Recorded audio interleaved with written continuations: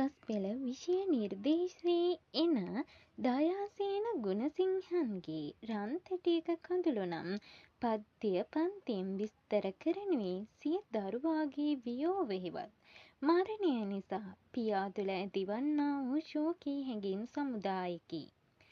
සමාජයේ කුඩා මේකකය පවුලයි.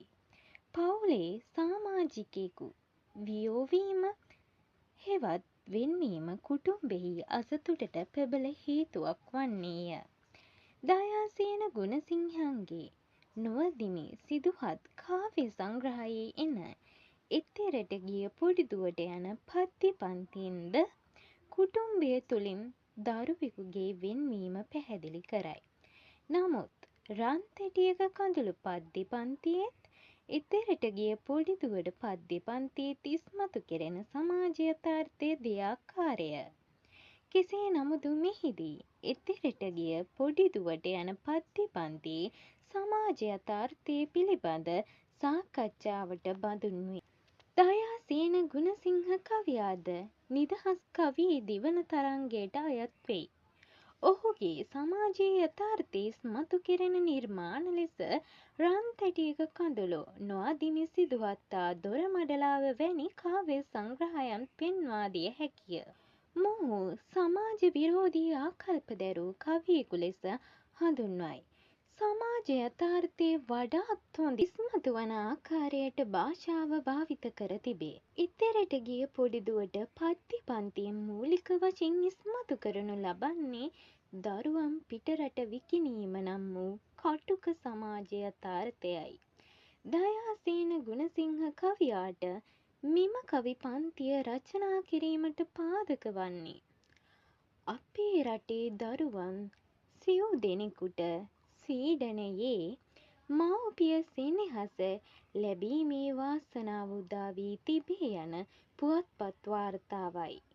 දයාසේන ගුණසිංහ කවියා මෙම පුවත්පත් වාර්තාව කෙරෙහි සහානුකම්පිතව බලයි. එහි පවන්නා වූ සමාජ යථාර්ථය අවබෝධ කරගනී. එතෙරට ගිය පොඩි දුවට පද්‍ය පන්තියෙහි සිය දරුවා පිටරට විකිණීමෙන් ඇතිවන ශෝකී අදහස් සමුදාය මවකගේ මුවින් ඉදිරිපත් වන ආකාරයෙන් මෙම පද්‍ය පන්තිය ගොඩනගා ඇත. දරිද්‍රතාවයෙන් පෙළෙන පවුලක දරුවන් හදා වඩා ගැනීමට හෝ දරුවන් සතුටින් රැකබලා ගැනීමට නොහැකිය. ඒ බව වැහිරී ගිය උකුලේ නැත සුව යහනක් සැදුනේ වියලී ගිය දෙතෙනේ නැත කිරි බිඳුවක් එරුනේ යනුවෙන් සංකේතාත්මකව නිරූපණය කරයි. දුප්පත්කම නිසා දරුවන්ට සුව යහනක් ලබා දීමට නොහැකි යන සමාජ යථාර්ථය මෙයින් ඉස්මතු කරයි. උපන් බිමට නුඹ වැඩිවා මිසක දුවේ වැදූ මවට නුඹ වැඩියක් වීද දුවේ දුක උහුලා ඉන්නට මට හැකිය දුවේ නැව් නැගිලා දුර රටකට යන්න දුවේ. මෙම කවි පෙළින් මතු කරන්නේ මවගේ ආවේගශීලී අදහස් පෙළකි. රටේ ආර්ථිකයට අනුව දුව රටට බරක්. නමුත් මව ප්‍රකාශ කරනවා ඉතා ආදරණීය ලෙස තමන්ට දුව බරක් නැති බව.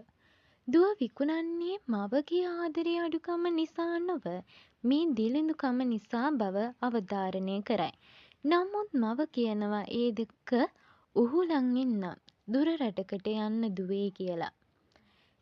එලෙස පවසන්නේ දුර රටකට ගිය පසු දරුවාගේ අනාගතය සකස් වේ යන පරම අධිෂ්ඨානයෙනි. මෙය මුදලට හා දරුවාගේ අනාගතයට මව සෙනෙහස සඟවා ගැනීමට ලක් වූ අවස්ථාවකි. මව්පියන්ට දරුවන්ගෙන් වෙන්වීම දුකකි. මව්පිය සෙනෙහස නිසාය. නමුත් දරුවන්ගේ අනාගතය නිසා මව්පියන් කෙතරම් ඒ සෙනෙහස පපුවේ හිර කරගත් අවස්ථා වර්තමාන සමාජයේද බොහෝ දක්නට ඇත. දරුවන් වැදූවද දරුවන්ගේ ආදරය නොමැතිව මව්පියන්ට තනිවීමට සිදුවේ. මේ සමාජ යථාර්ථයයි. පෙර කළ මහා පින් මහිමෙනි මේ පෙදෙසේ උපන්නේ. මව රටට චෝදනා කරද වෛර නොකළ බව මින් පැහැදිලි වේ. උණුවන මිනිසුන්ගේ සරණින් ලොව කොතැනක වුව සැනෙහින් දියණියනි. මවගේ එකම ප්‍රාර්ථනය දරුවා ළඟ නොමැතිවද දරුවා සතුටින් විසීමය.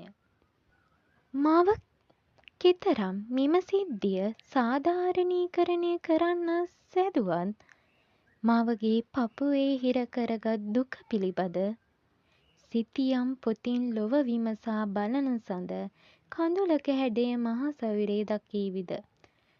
දුවේ උඹ මතක් වෙන හැම මොහොතෙම මවගේ ඇසට කඳුළු උනනවාමය.